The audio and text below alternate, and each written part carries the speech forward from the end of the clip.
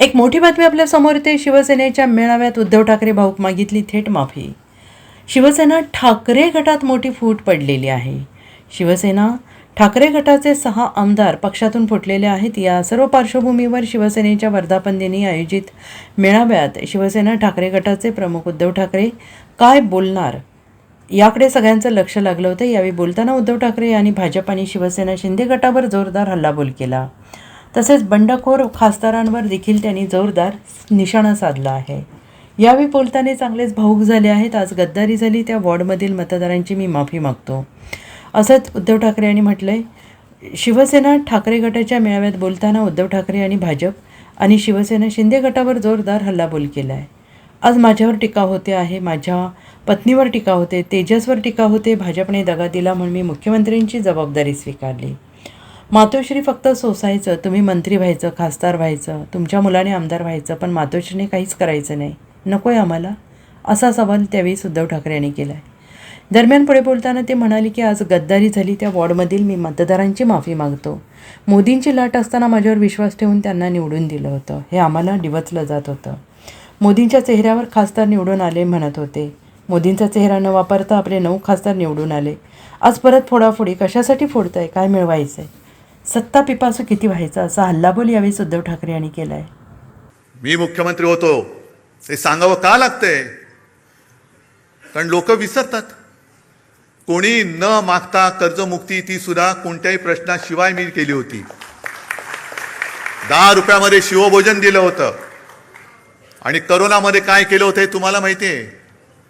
आणखीन आमच्या घराण्याचा जो इतिहास आहे तो एक सांगायचा राहिला. कारण प्रबोधनकारांपर्यंत तुम्हाला सगळ्यांना माहिती आहे. प्रबोधनकारांचे वडील सीताराम ठाकरे कोणालाच माहिती नाही आहेत. माहिती असतील कसे? कारण जसा करोना आला होता तसं त्यावेळेला प्लेग आला होता. आणि तेव्हा आमचं घराणं हे पनवेलमध्ये राहायचं.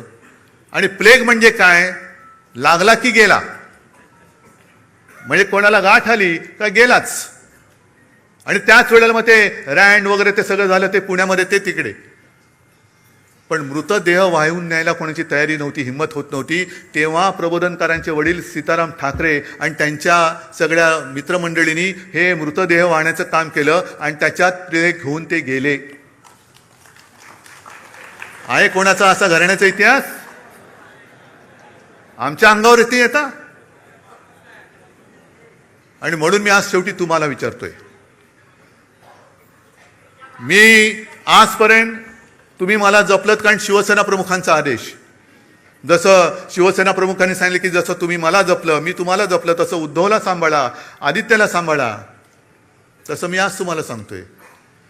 मी कसा आहे तुम्हाला माहिती आहे.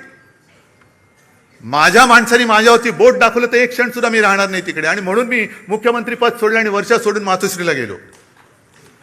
त्याच्यामुळे नाटक म्हणून मला कधी जमलेलं नाही आणि करण्याची गरज नाही आहे.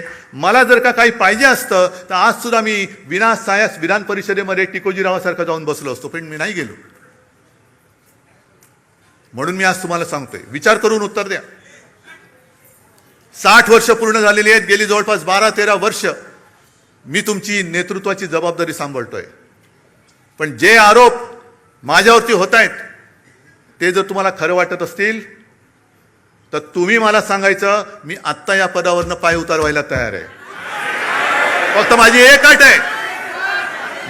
अट आहे की ही सोन्यासारखी शिवसेना चोराच्या दरोडेखोराच्या हातात जाऊ द्यायची नाही. तुमच्यापैकी एक शिवसैनिक येऊ द्या, तो शिवसेना पक्षप्रमुख बनेल, मला त्याचं सुद्धा कौतुक वाटेल. मला नेतृत्वाची सोच नाही, मला नेतृत्वाची हाव नाहीये. मी आत्ता हे पद सोडायला तयार आहे. पण कोणी लाचार, गद्दार, भेसळयुक्त रक्ताचा माणूस माझ्यावरती आरोप करत असेल तर त्याला उत्तर हे तुम्ही द्यायचं आहे.